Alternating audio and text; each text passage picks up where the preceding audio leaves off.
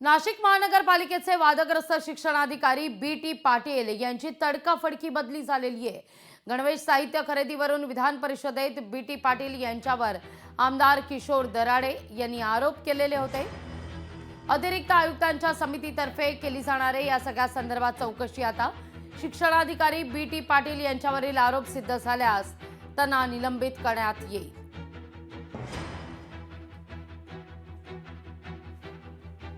जिल्हा परिषद तसंच अन्याय आस्थापनमधून 52 प्राथमिक शिक्षकांना एकतर्फी सामावून घेताना शासनाची फसवणूक केल्याचा देखील त्यांच्यावर आरोप आहे।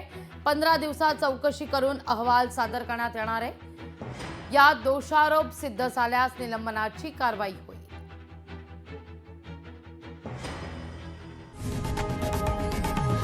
लोकशाही मराठी ऐका, पहा, जागरूक रहा।